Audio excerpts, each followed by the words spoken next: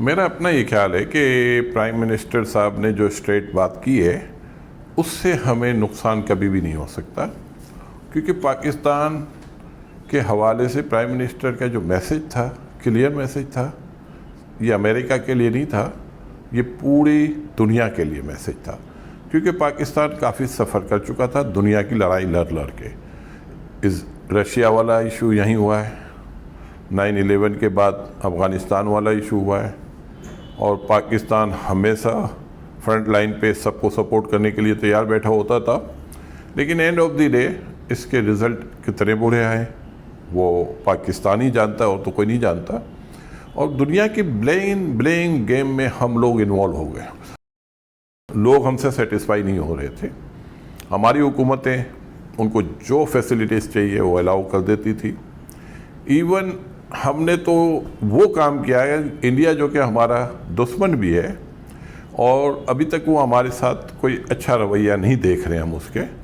और कारगिल में हम बहुत मजबूत पोजीशन में थे, लेकिन हमें अपनी फ़ौजों को भी विड्रॉ करना पड़ा था प्रेशर की वजह से। तो हमारे साथ जो कुछ हुआ, अब मैं समझता हूँ प्राइम मिनिस्टर इमरान खान साहब ने इन सारी चीज़ों से अपने आप को बाहर निकाला है। अमेरिका को ये जवाब नहीं दिया गया है, ये जवाब ईरान के लिए भी है, बाकी मुल्कों के लिए भी है। और हम जो सफ़र कर रहे हैं, जो नुकसान उठा चुके हैं, इसकी तो अनगिनत नुकसान हम उठा चुके हैं, और कोई एक्सेप्ट करने को तैयार नहीं है। पाकिस्तान से इमदाद मदद तो लेते हैं, लेकिन साथ में ब्लेम भी देते हैं कि पाकिस्तान ने ड्यू रोल प्ले किया, पाकिस्तान तालिबान के पीछे, पाकिस्तान फलां के पीछे, पाकिस्तान के मुल्क के अंदर से जो अटैक होते हैं वो पाकिस्तान करवा रहा है। मैं समझता हूँ कि ये बयान को हमें अप्रिशिएट करना चाहिए।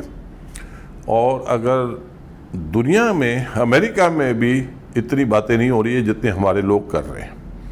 ये बयान स्ट्रेट बयान है, और अमेरिका डेफिनेट मुतमईन होगा इससे, क्योंकि पाकिस्तान ने ये नहीं कहा है कि हम आपको अड्डे नहीं दे रहे। पाकिस्तान ने ये कहा है कि अब पाकिस्तान दुनिया की लड़ाई नहीं लड़ेगा, और किसी को भी अपने मुल्क के अंदर से एक्ट नहीं करने जाएगा, चाहे वो हमारे इंटरनल हो, चाहे हमारे नेबर कंट्री हो, चाहे अमेरिका हो, चाहे रशिया हो, चाहे चाइना हो, चाहे इंडिया हो, सऊदी अरब हो या ईरान हो। तो ये खबर तो हमें सबको एक्सेप्ट करनी चाहिए, प्राइम मिनिस्टर को अप्रिशिएट करना चाहिए कि हम बिला वजह जो जंग अपने सर पे ले लेते थे, जिसकी वजह से हमारी अफवाज को बहुत नुकसान उठाना पड़ा। सालों साल से वॉर के सामने वो खड़े रहते थे, बहुत ह्यूज किस्म की कुर्बानी उनको देनी पड़ी, बहुत बड़ी इकनॉमी का नुकसान हमें उठाना पड़ा। और आज अल्लाह का हमें शुक्र अदा करना चाहिए कि हम अब स्ट्रेट बात करने के आदी हो चुके हैं। पाकिस्तान बिजनेस एक्टिविटीज़ की जन्नत बना हुआ है, पूरी दुनिया पाकिस्तान को देख रही है। और जो प्राइम मिनिस्टर का जो रवैया है, वॉर अगेंस्ट टेररिज्म, और स्ट्रेट मैसेज जो दिया है, मैं समझता हूँ ये बिज़नेस कम्युनिटी के लिए इससे अच्छी कोई बात हो ही नहीं सकती कि हमने स्ट्रेट अवे लोकल हो या एक्सटर्नल हो, इंटरनल एक्सटर्नल दोनों जगह स्ट्रेट अवे हमने मना कर दिया कि हम किसी को भी अलाउ नहीं करेंगे। और ये चीज़ इंडिकेट करती है कि पाकिस्तान की इकनॉमी अब बहुत आगे जाएगी।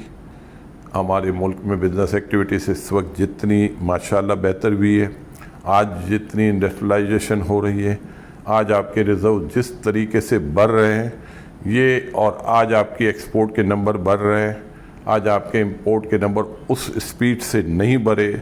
रेमिटेंस आपका आ रहा है, क्योंकि ये गवर्नमेंट की पॉलिसी है, जो प्राइम मिनिस्टर की पॉलिसी है। और उन्होंने स्ट्रेट अवे ये कहा है कि हम अब अपने मुल्क की इकनॉमी को फोकस करेंगे, हम अपने मुल्क से गुर्बत को दूर करेंगे, आम आवाम के लिए जो कुछ हमसे हो सकता है हम करेंगे। और उसी की मिसाल आपके सामने हैं कि मॉर्गेजेस उन्होंने शुरू की है। अमीर आदमी तो हमेशा पाकिस्तान में मकान ख़रीद सकता था। पहली दफ़ा पाकिस्तान ने हाउसिंग में एक ऐसी पॉलिसी दी है जिससे पाकिस्तान में जो 25,000 से लेकर 40,000 रुपये तक की भी जिसकी इनकम है वो भी अपने मकान का मालिक बन सकता है। मैं समझता हूँ ये चीज़ इंडिकेट करती है कि ये स्ट्रेट अवे मुल्क की इकनॉमी को अब आगे लेके जाना चाहते हैं। किसी भी सूरत में मुल्क को किसी अपनी सरजमीन किसी के इस्तेमाल में देना नहीं चाहते, और यही चीज़ हमारी बिज़नेस कम्युनिटी को एक्सेप्ट करनी चाहिए और उससे उनको मैं समझता हूँ अप्रिशिएट करना चाहिए। और मैं आज देख रहा हूँ कि जिस तरीके से बिज़नेस एक्टिविटीज़ पाकिस्तान में हो रही हैं, मेरा ख्याल है कि आने वाले सारे रिकॉर्ड टूट जाएंगे, क्योंकि बड़े अरसे के बाद पाकिस्तान में बिज़नेस एनवायरनमेंट बेहतर हुई है।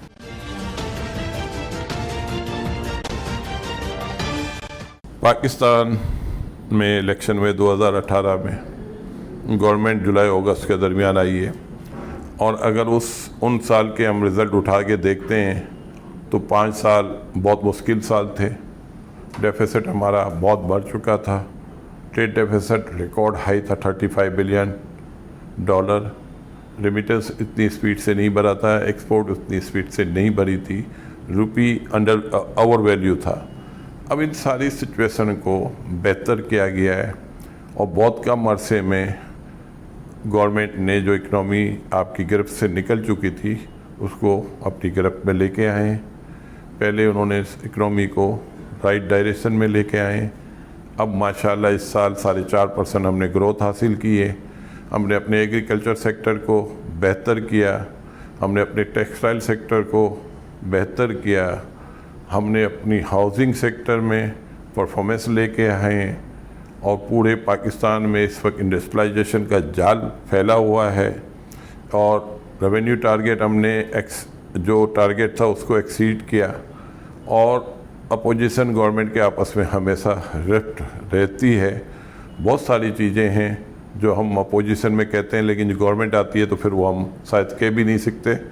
तो मेरा ये ख्याल है कि हम अपोजिशन की तो बात नहीं कर सकते, इनके आपस के इख्तलाफ हैं, और हमारी कोशिश होनी चाहिए कि इख्तलाफात ना हो, ये आपस में मिल के बैठें। और गवर्नमेंट की ये भी बात ये है कि सारी अपोजिशन भी बुरी नहीं होती, अपोजिशन में भी अच्छे लोग हैं, और कोशिश करनी चाहिए क्योंकि हम मिल के बैठें और इस मुल्क को आगे लेके जाएं। जितनी बेहतर सिचुएशन एक मुल्क की आज दिख रही है, पहले कभी किसी को दिख भी नहीं रही। लोकल लोगों को हम देख रहे हैं कि बहुत बड़े पैमाने पे इन्वेस्टमेंट कर रहे हैं, और पाकिस्तान में कोई एक एवेन्यू नहीं है। पाकिस्तान में इतने एवेन्यू हैं कि आप बिज़नेस एक्टिविटीज़ कर कर के थक जाएंगे, आपको एवेन्यू मिलते रहेंगे। तो मेरा ये ख्याल है कि गवर्नमेंट ने इकनॉमी में बहुत ज़्यादा कामयाबी हासिल की है। ये साल पाकिस्तान का इकनॉमी का अच्छा साल होगा, और इसमें हम बहुत सारे ऐसे नए एवेन्यू हैं जो माइनिंग बिल्कुल हमने छोड़ा हुआ है, वहाँ भी हम देख रहे हैं पाकिस्तान के बिज़नेस कम्युनिटी के लोग ग्रुप बना के उसमें जाना चाहते हैं। और ये इतने बड़े बड़े सेक्टर हैं कि इसमें 8-8, 10-10 पार्टनर मिल के उसमें इन्वेस्टमेंट करने जा रहे हैं। हम अप्रिशिएट करते हैं, मुबारकबाद देते हैं, और पाकिस्तानी कौम को सिर्फ एक मैसेज देते हैं कि आएँ हम सब बिज़नेस एक्टिविटीज़ में इस मुल्क को मजबूत करें, इस मुल्क को गुर्बत से दूर करें, प्राइम मिनिस्टर के बाजू बने, क्योंकि वो पाकिस्तान के लिए दिन रात वो मेहनत कर रहे हैं, और ये मेहनत हमें ज़ाया नहीं होने देनी चाहिए। और गवर्नमेंट को चाहिए अपोजिशन के साथ बैठे और मामलात अपने पार्लियामेंट में बैठ के ज़्यादा डिस्कस करें, रोडों पे कम डिस्कस करें, उससे फ़ायदा गवर्नमेंट को होगा। डेफिनेट अपोजिशन में सारे लोग बुरे नहीं हैं, बहुत सारे लोग हैं जो बहुत अच्छे लोग हैं। आप ये सोच लें कि आप उन अच्छे लोगों को दावत दे रहे हैं। पार्टी में PTI हो, पीपल्स पार्टी हो, नून हो, मौलाना फजलुर रहमान हो, जमात इस्लामी हो, MQM हो, अच्छे बुरे लोग हर जमात में होते हैं। तो उन अच्छे लोगों को हमें एक्सप्लोर करना चाहिए ताकि हम अपनी मुल्क के अच्छी पॉलिसी बनाएं और इस मुल्क को बेरोज़गारी कम करें।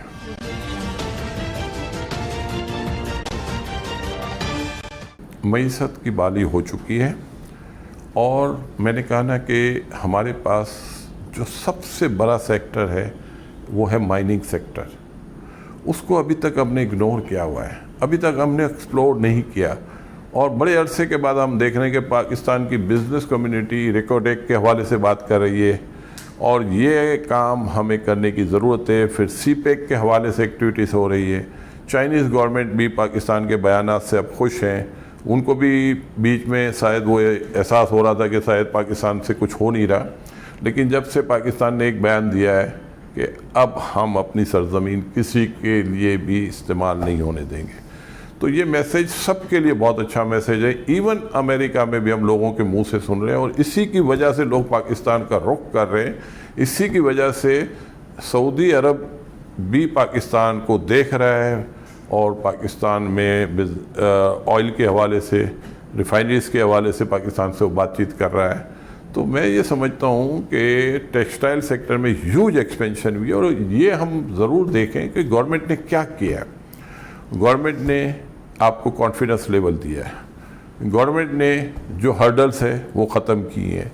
गवर्नमेंट ने हाउसिंग सेक्टर में जो हर्डल्स की कम की, पहले आप प्रॉपर्टी ख़रीदते थे तो आपको वैल्यूएशन का इशू आता था, गवर्नमेंट ने वो वैल्यूएशन का इशू ख़त्म किया। फिर आपको ट्रांसफ़र फीस बहुत हाईएस्ट साइड पे देनी पड़ती थी, जिसकी वजह से आपको एक्चुअल वैल्यू पे ट्रांसफ़र करने में प्रॉब्लम होती थी, गवर्नमेंट ने उसको भी कम करवा दिया। इसके बाद लो हाउसिंग के लिए 90% आपको टैक्स बेनिफिट दिया। फिर आपको मॉर्गेजेस, जो 35 लाख रुपए तक के मकान है उस पर 3% पे मॉर्गेजेस दी। 50 लाख के ऊपर आपको 5% पे मॉर्गेजेस अलाउ की। और ये GIDC जो आप पे लगाई हुई थी, gas infrastructure development surcharge, government ने ख़त्म किया। 500 बिलियन से 600 बिलियन रुपए बिजनेस कम्युनिटी की बैलेंस शीट पे पड़ा हुआ था, गवर्नमेंट ने उसको 5 साल पे रोल ओवर कर दिया। कोविड की वजह से इंडस्ट्रियलाइजेशन प्रॉब्लम में आ रही थी, गवर्नमेंट ने उनको ज़ीरो वैल्यू पे, ज़ीरो इंटरेस्ट रेट पे पैसा प्रोवाइड किया।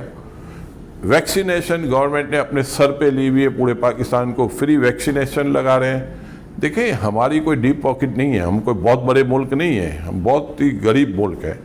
ये सारे डिसीजन लेने के बाद आप ये देखें कि आपने अपना रेवेन्यू टारगेट भी अचीव किया, आपने अपने एक्सपोर्ट के टारगेट भी एक्सीड किया, आपने इंपोर्ट के टारगेट में भी कमी की, ट्रेड डेफिसिट में आपकी कमी आई है, रेमिटेंस आपका बढ़ा है।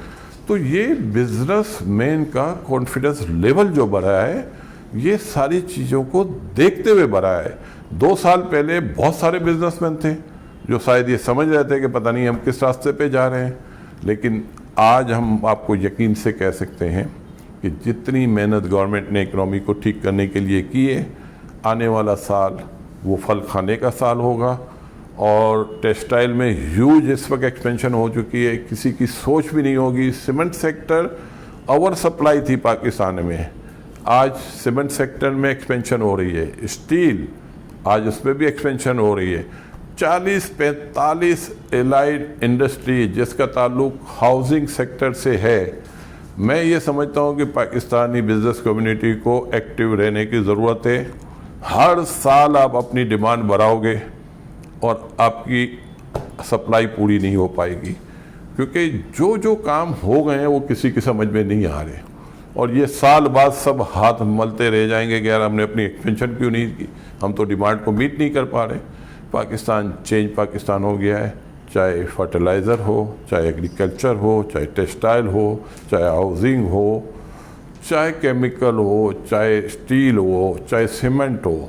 कोई सेक्टर ऐसा नहीं है जो डिमांड पूरी कर पा रहा हो। और मेरा ये ख्याल है कि इतनी बड़ी डिमांड जो सामने दिख रही है, क्योंकि हमें अपना विजनरी बनना पड़ेगा, क्योंकि पहले इस मुल्क में 26-22 करोड़ की पॉपुलेशन में आपकी पॉलिसी 1 करोड़ आदमी के लिए थी, अब 22 करोड़ आदमियों के लिए है। पहले पाकिस्तान में सिर्फ 10 मिलियन मकान की डिमांड टोटल पूरे मुल्क में थी या थे, लेकिन अब ये 35 मिलियन पे जाएगी। अगर आप 25 करोड़ मकान बनाने आज से शुरू करते हैं तो अगले 25 साल तक आप ये डिमांड पूरी कर नहीं पाएंगे। इसी की वजह से सारे सेक्टरों में आपको एक्सपेंशन करनी पड़ेगी। फिर अगर आप ये देखें कि टेक्सटाइल सारे रिकॉर्ड आप ब्रेक कर चुके हैं, आईटी सारे रिकॉर्ड आप ब्रेक कर चुके हैं। आईटी की आपकी एक्सपोर्ट उठा के देखें कितनी बढ़ चुकी है। फिर आईटी सेक्टर में आप देखेंगे डिमांड कितनी आ रही है, पाकिस्तान का रुख कर रहे हैं लोग। इस कोविड की सिचुएशन में लोगों को ये यकीन हुआ है कि पाकिस्तान ने अपने आप को काफ़ी हद तक बचाया है, और उन्होंने, दुनिया ने शायद लॉकडाउन किया, पाकिस्तान ने स्मार्ट लॉकडाउन किया, जिसकी वजह से पाकिस्तान के नंबर्स भी नीचे नहीं आए। कोविड को भी कंट्रोल किया, वैक्सीनेशन पे भी काम किया, और प्रोडक्शन को भी रोका नहीं। तो ये पाकिस्तान को बहुत बड़ा क्रेडिट जाता है।